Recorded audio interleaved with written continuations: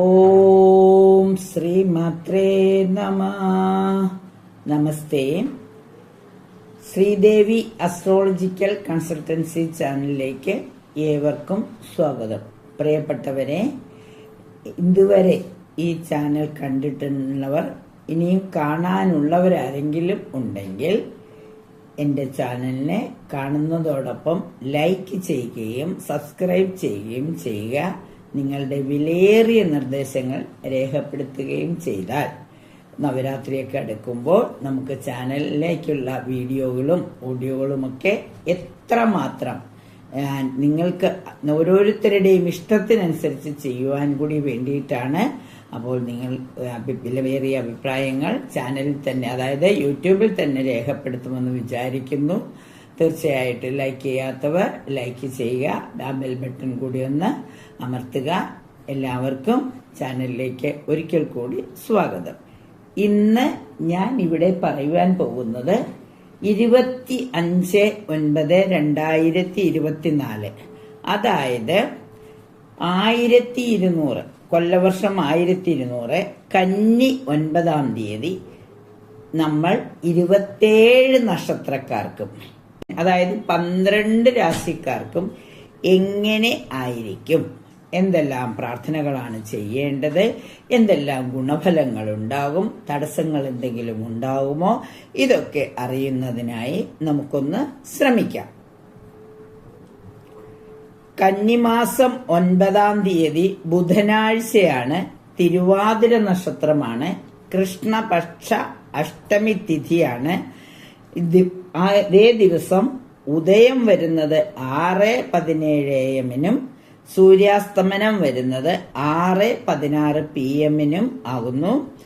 രാഹുകാലമാകട്ടെ 12 മണി മുതൽ 1:30 വരെയാണ് സാധാരണ ബുധനാഴ്ചകളിൽ രാഹുകാലം രേഖപ്പെടുത്താറുള്ളതെങ്കിൽ ഇന്നേ ദിവസം ഉദയം വൈകിയതുകൊണ്ട് 12:16 മുതൽ 12:16 PM മുതൽ 1:46 PM വരെ ആയിരിക്കും രാഹുകാലം.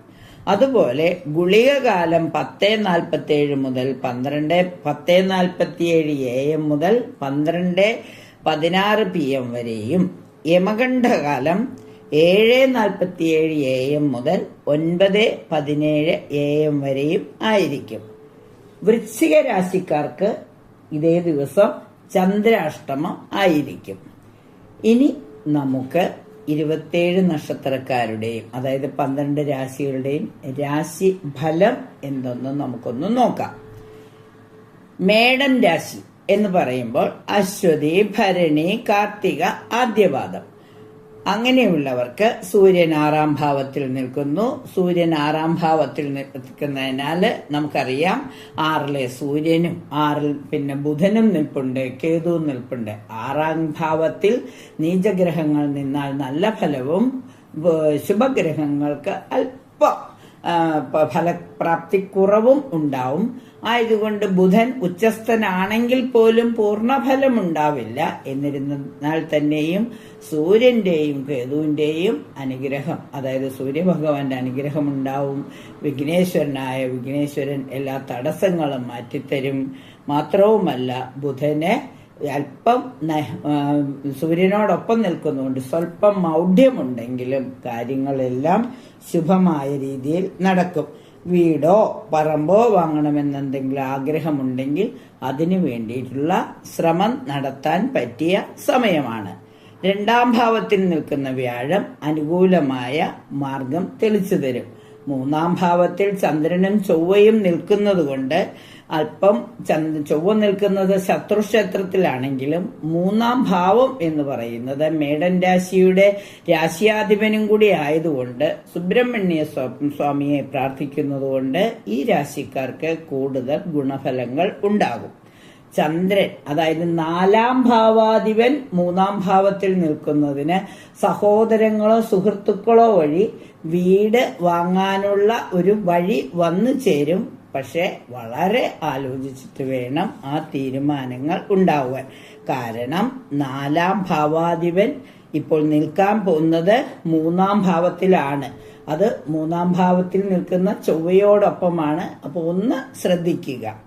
മാത്രവുമല്ല അഞ്ചാം ഭാവാധിപനായ സൂര്യൻ 6ാം ഭാവത്തിൽ നിൽക്കുന്നു, അത് ഗുണഫലങ്ങൾ നൽകും. 7ാം ഭാവാധിപനും 2ാം ഭാവാധിപനുമായ ശുക്രൻ അനുകൂല ഭാവത്തിലാണ്. ധനം ഏതെങ്കിലുമൊക്കെ മാർഗത്തിൽ വന്നു ചേരുവാനുള്ള സാധ്യതകൾ ധാരാളമായിട്ടുണ്ട്. അതായത് ചില മാർഗനിർദ്ദേശങ്ങൾ മറ്റുള്ളവർക്ക് വഴികാട്ടിയാവാനുള്ള ഒരു സന്ദർഭം ഇന്നേ ദിവസം കിട്ടും. അല്ലെങ്കിൽ മുമ്പ് ചെയ്തു പോയ ഏതെങ്കിലും ഒരു കാര്യങ്ങൾക്ക് അംഗീകാരമോ പ്രോത്സാഹനമോ ഇന്നേ ദിവസം ലഭിക്കുവാൻ ഇടയുണ്ട്. പിന്നെ 8ാം ഭാവത്തിൽ നിൽക്കുന്നത് ഗുളികനാണ്. ആരോഗ്യ പ്രശ്നങ്ങളൊന്നുമില്ലാതെ ഇരിക്കുന്നതിന് പ്രത്യേകം ശ്രദ്ധിക്കുക. 9ാം ഭാവാധിപനും 12ാം ഭാവാധിപനുമായ വ്യാഴം 2ാം ഭാവത്തിൽ നിൽക്കുന്നതുകൊണ്ട് ഭാഗ്യത്തിന്റെ അനുഗ്രഹം എല്ലായ്പ്പോഴും ഉണ്ടാകും. എന്നിരുന്നാൽ പോലും 11ാം ഭാവത്തിൽ 10ാം ഭാവാധിപൻ 11ാം ഭാവത്തിൽ നിൽക്കുന്നതുകൊണ്ട് കർമ്മരംഗത്ത് ചെറിയ തടസ്സങ്ങൾ വന്നു ചേരാൻ സാധ്യതയുണ്ട്. എന്തായാലും പൊതുവെ മേടൻ രാശിക്കാർക്ക് അനുകൂലമായ ഒരു ദിവസമായിരിക്കും 25/9/2024. ഇനി ഇടവൻ രാശിക്കാരെ സംബന്ധിച്ചിടത്തോളം രാശിയിൽ തന്നെ ഗുരു നിൽക്കുന്നത് അവർക്ക് അനുകൂലമായ ഗുണഫലങ്ങൾ നൽകും. കാരണം ഇവർക്ക് വളരെ കാലമായി ആഗ്രഹിച്ചിരുന്ന എന്തെങ്കിലും നന്മകൾ അവർക്ക് അനുകൂലത്തിൽ വന്നു ചേരുവാനുള്ള സാധ്യതയുണ്ട്. 2ാം ഭാവത്തിൽ ചന്ദ്രനും 2ാം ഭാവത്തിൽ ചൊവ്വയും നിൽക്കുന്നതുകൊണ്ട് ധനം വന്നു ചേരുകയും വഴി തെളിഞ്ഞു വരികയും ചെയ്യും. പക്ഷെ ഇടയ്ക്കിടയ്ക്ക് അല്പം മനസ്സിന് വിഷമം വരുന്ന എന്തെങ്കിലും സാഹചര്യങ്ങൾ ഉണ്ടായേക്കാം. കാരണം 3ാം ഭാവാധിപൻ 2ൽ നിൽക്കുന്നുണ്ട്. അപ്പം അനുകൂലമായ മാതാവിന്റെ അനുഗ്രഹം ഉണ്ടാവാനുള്ള സാധ്യതകൾ ഉണ്ട്. 4ാം ഭാവാധിപനായ സൂര്യൻ 5ാം ഭാവത്തിൽ നിൽക്കുന്നുണ്ട്. അല്പസ്വല്പം മനക്ലേശവും ആരോഗ്യ പ്രശ്നങ്ങളും രോഗഭയവും ഒക്കെ ഉണ്ടായേക്കാം. പക്ഷെ അതൊക്കെ കുറച്ച് സമയം മാത്രം നീണ്ടു നിൽക്കുകയും എല്ലാത്തിനെയും അതിജീവിക്കാൻ വ്യാഴത്തിന് പ്രാപ്തിയുള്ളതുകൊണ്ട് അതൊന്നും അവഗണിക്കാതെ അതൊന്നും സാരമാക്കാതെ മുന്നോട്ട് പോകാനുള്ള ആത്മധൈര്യം ലഭിക്കും. 6ാം ഭാവത്തിൽ, അതായത് രാശ്യാധിപനായ ശുക്രൻ 6ാം ഭാവത്തിലാണെങ്കിൽ പോലും നിൽക്കുന്നത് സ്വന്തം ക്ഷേത്രത്തിലായതുകൊണ്ട് മഹാലക്ഷ്മി അതിന്റെ വൈഭവം കാണിക്കും. സാമ്പത്തിക ബുദ്ധിമുട്ടുകൾ ഒഴിവാക്കി കാര്യങ്ങളെല്ലാം മംഗളമായി തീരുവാനുള്ള അനുഭവം അല്ലെങ്കിൽ അതിനുള്ള യോഗം കാണുന്നു. 7ാം ഭാവത്തിൽ നിൽക്കുന്ന ഗുളികൻ ഭർത്തൃകുടുംബത്തിലോ ഭാര്യാകുടുംബത്തിലോ എന്തെങ്കിലും ആരോഗ്യ പ്രശ്നങ്ങളോ അനിഷ്ട സംഭവങ്ങളോ വരാനുള്ള സാധ്യതകളെ സൂചിപ്പിക്കുന്നു. പ്രാർത്ഥനകൾ 7ാം ഭാവാധിപനായ ചൊവ്വയെ, അതായത് ഭദ്രകാളി അമ്മയെ പ്രാർത്ഥിക്കുന്നത് പ്രത്യേകം നന്നായിരിക്കും. 8ാം ഭാവാധിപനും 11ാം ഭാവാധിപനുമായ വ്യാഴം ലഗ്നത്തിൽ തന്നെ നിൽക്കുന്നത് ഏറ്റവും അനുകൂലമാണ്. ബന്ധുബലവും സാമ്പത്തിക അഭിവൃദ്ധിയും വന്നു ചേരും. 9ാം ഭാവാധിപനും 10ാം ഭാവാധിപനുമായ ശനി കർമ്മത്തിൽ നിൽക്കുന്നതുകൊണ്ട് ഉയർച്ചയൊക്കെ ഉണ്ടാകുമെങ്കിലും അപ്രതീക്ഷിതമായ സ്ഥലം മാറ്റമോ എന്തെങ്കിലും ഒരു അഭിപ്രായ വ്യത്യാസമോ കർമ്മരംഗത്ത് വന്നു ചേരാം. എന്തൊക്കെയായാലും തിരുവാതിര നക്ഷത്രമായതുകൊണ്ട് ഈ ദിവസം രുദ്രാനെ, അതായത് ശിവഭഗവാനെ പ്രാർത്ഥിക്കുന്നതോടുകൂടി ഈ എന്തെങ്കിലും കഷ്ടതകൾ ഉണ്ടെങ്കിൽ തീർച്ചയായും അതെല്ലാം മാറിക്കിട്ടും. ഇനി മിഥുനം രാശിക്കാരെ സംബന്ധിച്ചിടത്തോളം രാശിയിൽ തന്നെ ദുർഗാദേവിയുടെ അനുഗ്രഹം നിൽക്കുന്നു. 2ാം ഭാവാധിപൻ രാശിയിൽ തന്നെ നിൽപ്പുണ്ട്. ചൊവ്വ രാശിയിൽ തന്നെ നിൽപ്പുണ്ട്. ചൊവ്വ രാശിയിൽ നിൽക്കുന്നതുകൊണ്ട് ശിരസ് തലവേദനയോ ഇങ്ങനെ ഒരു വല്ലാത്തൊരു അസ്വാസ്ഥ്യമോ ചിലപ്പോൾ നീർക്കെട്ടോ ജലദോഷമോ പുകച്ചിലോ ഒക്കെ തോന്നിയേക്കാം. മൈഗ്രെയിൻ്റെ ഒക്കെ അസുഖമൊക്കെ വേണമെങ്കിൽ ഇല്ലാതിരുന്നവർക്ക് വേണമെങ്കിൽ ഉണ്ടാകാനൊക്കെയുള്ള സാധ്യത ഉണ്ട്. പക്ഷെ ഉദയം കഴിഞ്ഞ് കുറച്ച് കഴിയുമ്പോഴേക്കും ഒരു ഉച്ചയാകുമ്പോഴേക്കും ഒക്കെ ആ പ്രശ്നങ്ങളൊക്കെ മാറി നല്ല ഉണർവും ഉന്മേഷവും വന്നു ചേരും. നമഃശിവായ ജപിക്കുന്നതോടുകൂടി കുറച്ചുകൂടി കരുത്തൊക്കെ വന്നു ചേരും. 2ാം ഭാവാധിപൻ ലഗ്നത്തിൽ തന്നെ രാശിയിൽ തന്നെയുണ്ട്. 3ാം ഭാവാധിപനായ സൂര്യൻ 4ാം ഭാവത്തിൽ നിൽക്കുന്നുണ്ട്. വീട്ടിൽ ചില അഭിപ്രായ വ്യത്യാസങ്ങളൊക്കെ വന്നു ചേരാം. എന്തെങ്കിലും പാത്രങ്ങളോ ഗ്ലാസുകളോ ഒക്കെ ഒന്ന് വീണുടയുമ്പോൾ എന്തോ അപശകുനമാണെന്ന് വേണമെങ്കിൽ തോന്നിയേക്കാം. പക്ഷെ ബുധന്റെ സാന്നിധ്യം, ഉച്ചസ്ഥനായ ബുധൻ 4-ാം ഭാവത്തിൽ നിൽക്കുന്നത് കൊണ്ട് അതൊക്കെ ക്ഷണികം. നല്ലത് വാങ്ങാനുള്ള ഇത് പൊട്ടിയിരുന്നത് തന്നെയാണ്, ഇത് മാറ്റേണ്ടിയിരുന്നതാണ്, അതുകൊണ്ട് ഇത് പൊട്ടിപ്പോയതുകൊണ്ട് കുഴപ്പമൊന്നുമില്ല എന്ന് ആശ്വസിക്കുകയും പുതിയത് വാങ്ങുവാനുള്ള ശ്രമം നടത്തുകയും ചെയ്യും. അതുപോലെ എന്ത് കുടുംബ പ്രശ്നങ്ങളുണ്ടെങ്കിലും പറഞ്ഞു തീർക്കാനായിട്ടുള്ള ഒരു സന്ദർഭം വന്നു ചേരും.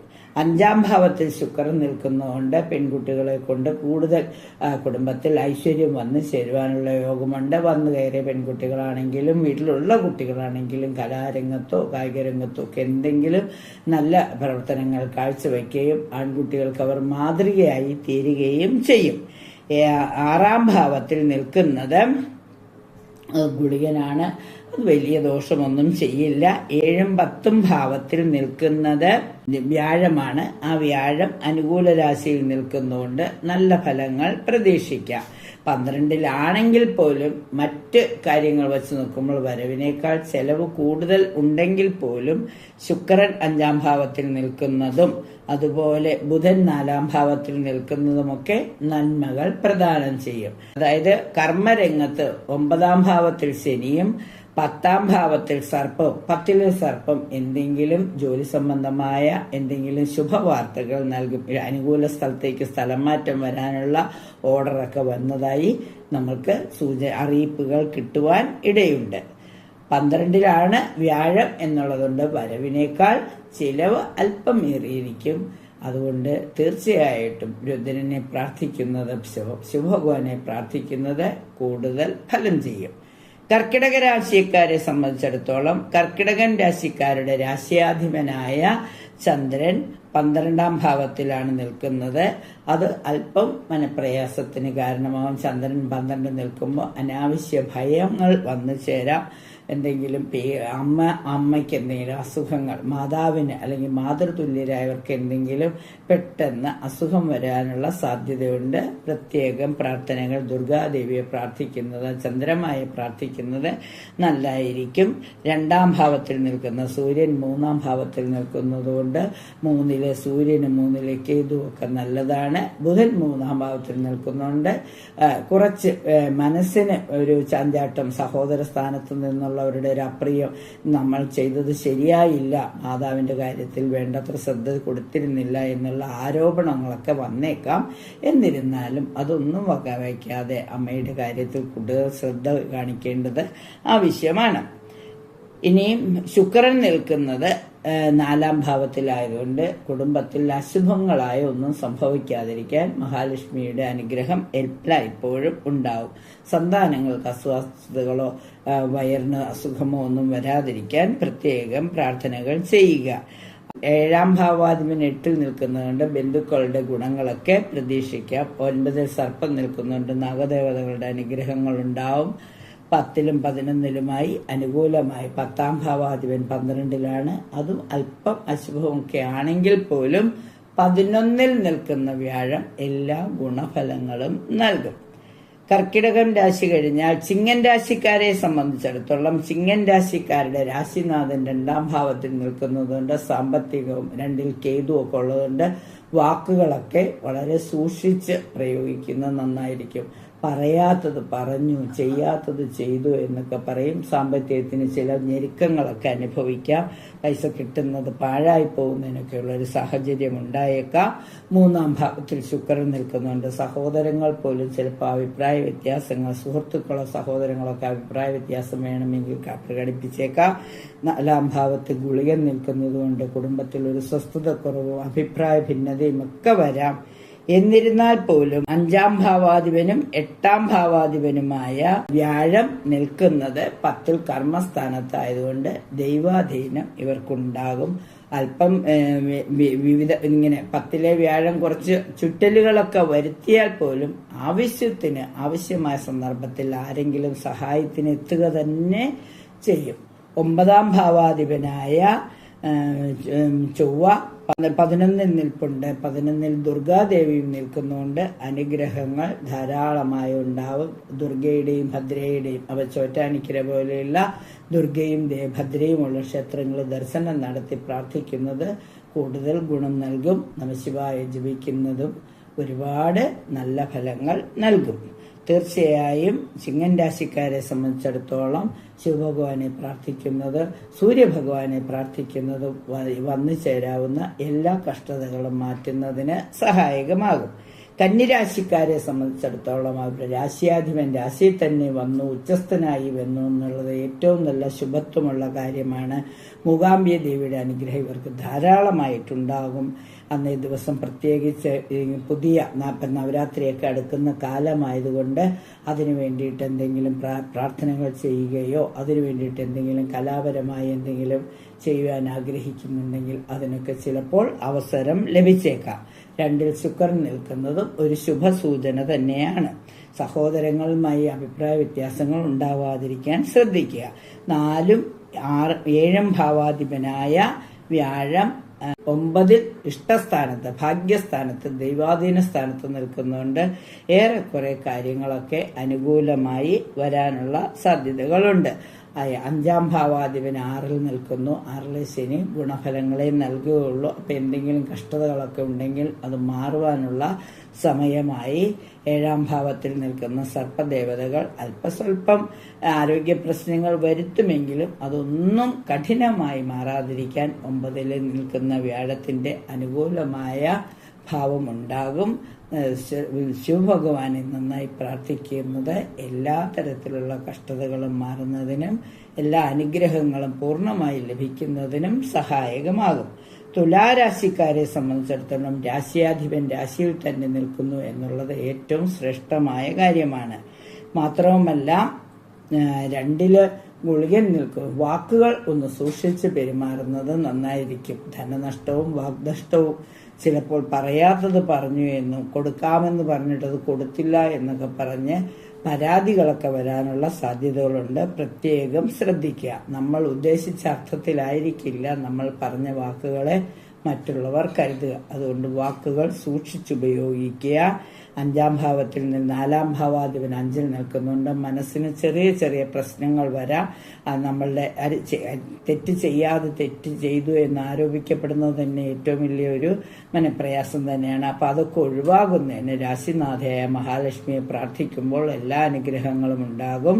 മൂകാംബിക ദേവിയുടെ അനുഗ്രഹം ഉണ്ടാകുന്നതിന് വേണ്ടി അമ്മയെ പ്രാർത്ഥിക്കുക. സർപ്പദേവതകളുടെ അനുഗ്രഹമുണ്ട്. അവരുടെ അനുഗ്രഹത്തിനായിട്ട് 6ാം ഭാവത്തിൽ നിൽക്കുന്ന സർപ്പദേവതകൾ അനുഗ്രഹം നൽകും. 7ാം ഭാവാധിപൻ 9ൽ അനുകൂല സ്ഥാനത്ത് നിൽപ്പുണ്ട്. ദുർഗയും 9ാം ഭാവത്തിൽ നിൽക്കുന്നതുകൊണ്ട് നല്ല ഫലങ്ങൾ വന്നു ചേരും. 8ലെ വ്യാഴം 1ലേറെ വീടുകൾ ഉണ്ടാവാനുള്ള സാധ്യതകൾ തെളിച്ചു തരും. അതിനുള്ള വഴി വന്നു ചേരുകയും ചെയ്യും. ഇനി വൃശ്ചിക രാശിക്കാരെ സംബന്ധിച്ചിടത്തോളം രാശിയിൽ തന്നെ ഗുളികൻ നിൽക്കുന്നത് കൊണ്ട് തീരുമാനങ്ങൾ സ്പഷ്ടമായി എടുക്കുന്നതിന് സാധിക്കും.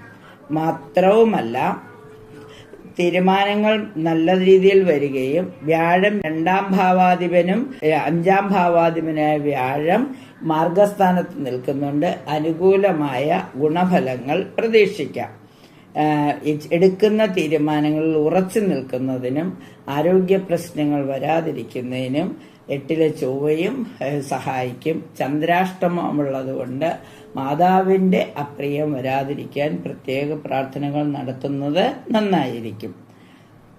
ധനുരാശിക്കാരെ സംബന്ധിച്ചിടത്തോളം രാശിയാധിപൻ 6ാം ഭാവത്തിലാണെങ്കിൽ പോലും ശുക്രൻ 11ാം ഭാവത്തിലും 10ാം ഭാവത്തിലെ ബുധനും ഒരുപാട് ഗുണഫലങ്ങൾ നൽകും. അപ്പോൾ ബുധന്റെയും ശുക്രന്റെയും അനുഗ്രഹത്തോടുകൂടി ആഗ്രഹിക്കുന്ന രംഗത്ത് ശോഭിക്കുവാനുള്ള ഒരു അവസരം ലഭിക്കും. കലാ കായിക രംഗങ്ങളിൽ തങ്ങളുടെ കഴിവുകൾ പ്രകടിപ്പിക്കുവാൻ പറ്റുന്ന ഒരു അവസരത്തിന് കാത്തിരിക്കുന്നവർക്ക് അതിനുള്ള ഒരു സൂചന ഇന്നേ ദിവസം ലഭിക്കുന്നതായിരിക്കും. മത്സര പരീക്ഷകളിൽ വിജയിക്കുന്നതിനുള്ള സാധ്യതയും കാണുന്നു. അപ്പം മൂകാംബിക ദേവിയെ പ്രാർത്ഥിക്കുന്നത് ഇവർക്ക് കൂടുതൽ ഗുണഫലങ്ങൾ നൽകും. മകരം രാശിക്കാരെ സംബന്ധിച്ചിടത്തോളം മകരം രാശിയുടെ 10ാം ഭാവത്തിൽ നിൽക്കുന്നത് 9ാം ഭാവത്തിൽ ബുധനും 10ൽ ശുക്രനും നിൽക്കുന്നതുകൊണ്ട് മകരം രാശിക്കാർക്ക് 5ലെ വ്യാഴവും കൂടി പൂർണ്ണ ബലം നൽകും. 2ലെ ശനി അല്പസ്വല്പം മടിയൊക്കെ വിചാരിച്ചാലും എല്ലാ കാര്യങ്ങൾക്കും ഇന്നത്തെ ദിവസം ഞാൻ ഏറ്റവും നന്നായിട്ട് കൈകാര്യം ചെയ്യും, എനിക്ക് ഒരുപാട് കാര്യങ്ങൾ ചെയ്തു തീർക്കാനുണ്ട്, പലപ്പോഴായി മുടങ്ങി വച്ചിരുന്ന കാര്യങ്ങളൊക്കെ ഒന്ന് പൂർത്തീകരിക്കാനുള്ള ഒരു ശ്രമം നടത്തുകയും ഒരു പരിധിവരെ അതിൽ വിജയിക്കുകയും ചെയ്യും. ആരെങ്കിലുമൊക്കെ മേലുദ്യോഗസ്ഥന്മാരെയൊക്കെ കണ്ട് നമുക്ക് അനുകൂലമായ ഒരു സ്ഥലം മാറ്റമോ അല്ലെങ്കിൽ പ്രൊമോഷന്റെ കാര്യങ്ങളോ അല്ലെങ്കിൽ ഗ്രേഡൊക്കെ എന്തെങ്കിലും കിട്ടാനുണ്ടെങ്കിൽ അതിനെക്കുറിച്ചൊക്കെ സംസാരിക്കുന്നതിനുള്ള ഒരു സാഹചര്യവും ലഭിച്ചേക്കാം. എന്തായാലും മകരം രാശിക്കാരെ സംബന്ധിച്ചിടത്തോളം സാമാന്യം നല്ല ഒരു ദിവസമായിരിക്കും ഇന്ന്. കുംഭൻ രാശിക്കാരെ സംബന്ധിച്ച് അവരുടെ രാശിനാഥൻ രാശിയിൽ തന്നെ നിൽക്കുന്നുണ്ട്. അപ്പോൾ ഇടയ്ക്കിടയ്ക്ക് തലവേദനയും ഒരുതരം ഉറക്കം തൂങ്ങുന്ന ഒരവസ്ഥയും ഉണ്ടായേക്കാം. ജന്മശനി ആയതുകൊണ്ട് 2 സർപ്പം നിൽക്കുന്നതുകൊണ്ട് ചിലപ്പോൾ വാക്കുകളൊക്കെ തെറ്റും, പൈസ കിട്ടുന്നത് അപ്പം തന്നെ ചിലവായി പോകുമെങ്കിലും 4ാം ഭാവത്തിൽ വ്യാഴം നിൽക്കുന്നതുകൊണ്ട് 5ലെ ചന്ദ്രൻ മനസ്സിന് ചെറിയ പ്രശ്നങ്ങളൊക്കെ വരുമെങ്കിലും 9ാം ഭാവത്തിൽ നിൽക്കുന്ന ശുക്രനും 10ൽ നിൽക്കുന്ന ഗുളികനുമൊക്കെ ഗുണഫലങ്ങൾ നൽകും. അപ്പൊ അതുകൊണ്ട് തീർച്ചയായിട്ടും അനുകൂലമായ ഒരു സാഹചര്യം കുംഭൻ രാശിക്കാരെ സംബന്ധിച്ചിടത്തോളം വന്നു ചേരും. അപ്പൊ അതുകൊണ്ട് 9ലെ ശുക്രനും 10ാം ഭാവത്തിലെ ഗുളികനും അനുകൂല ഭാവങ്ങൾ നൽകി അവർക്ക് അവരുടെ കാര്യങ്ങളെല്ലാം നല്ല രീതിയിൽ നടക്കുവാൻ അനുഗ്രഹമുണ്ടാവുന്നതാണ്. തീർച്ചയായിട്ടും രാശിനാഥനായ ധർമ്മശാസ്താവിനെ പ്രാർത്ഥിക്കുന്നതും സത്യൻ സ്വാമിക്ക്, അതായത് വിഷ്ണുമായ സ്വാമിക്ക് കലശമൊക്കെ വെച്ച് പ്രാർത്ഥിക്കുന്ന മുടങ്ങിക്കിടക്കുന്ന പ്രാർത്ഥനകളൊക്കെ ഒന്ന് പുനരെടുത്ത് പ്രാർത്ഥിക്കുന്നത് വളരെ നന്നായിരിക്കും. ഇനി മീനൻ രാശിക്കാരെ സംബന്ധിച്ചിടത്തോളം മീനൻ രാശിക്കാർക്ക് 3ൽ നിൽക്കുന്ന വ്യാഴം അല്പസ്വല്പം പ്രശ്നങ്ങളൊക്കെ വരുത്തിയാൽ പോലും 4ാമിടത്ത് നിൽക്കുന്ന ചന്ദ്രനും 4ാമിടത്തെ ചൊവ്വയും ചന്ദ്രനും നൽകിയ അമ്മയുടെയും ദുർഗാദേവിയുടെയും ഭദ്രയുടെയും അനുഗ്രഹങ്ങൾ ഉണ്ടാവും. സുബ്രഹ്മണ്യ സ്വാമിയുടെ അനുഗ്രഹം ഉണ്ടാവും. അതുപോലെ തന്നെ 7ാം ഭാവത്തിൽ ബുധൻ വന്നു. സൂര്യനും കേതുവും ഒക്കെ ഉണ്ടെങ്കിലും 7ലെ ബുധൻ, അതും ഉച്ചസ്ഥനായ ബുധൻ മാർഗസ്ഥാനം തെളിച്ചു തരും. ഇണയിൽ നിന്നൊരു അനുകൂലമായ ഒരു സഹകരണമൊക്കെ പ്രതീക്ഷിക്കാൻ കുറച്ചു കാലമായിട്ട് 7ാം ഭാവത്തിൽ കേതു നിൽക്കുന്നതുകൊണ്ട് ഇണയിൽ നിന്ന് ചില അഭിപ്രായ വ്യത്യാസങ്ങളൊക്കെ വന്നിട്ടുണ്ടെങ്കിൽ അതൊക്കെ ഒന്ന് മാറുന്നതല്ല ഒരു ദിവസമായിട്ട് നമുക്ക് 25ാം തീയതി അനുഭവപ്പെടും. പിന്നെ 8ാം ഭാവത്തിൽ നിൽക്കുന്ന ശുക്രൻ സ്വന്തം ക്ഷേത്രത്തിൽ നിൽക്കുന്നുണ്ട്. ഭാവം 8 ആയാൽ പോലും ഗുണഫലങ്ങൾ പ്രതീക്ഷിക്കാം. പിന്നെ ഭാഗ്യം ഇടയ്ക്കിടയ്ക്ക് മാറി മറിഞ്ഞു പോകും.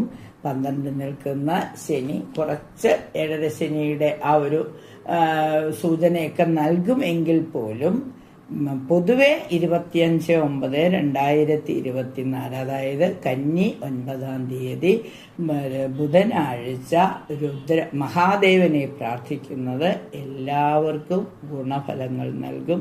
ഒരു നല്ല ദിവസം എല്ലാവർക്കും ആശംസിച്ചുകൊണ്ട് നന്ദി, നമസ്കാരം.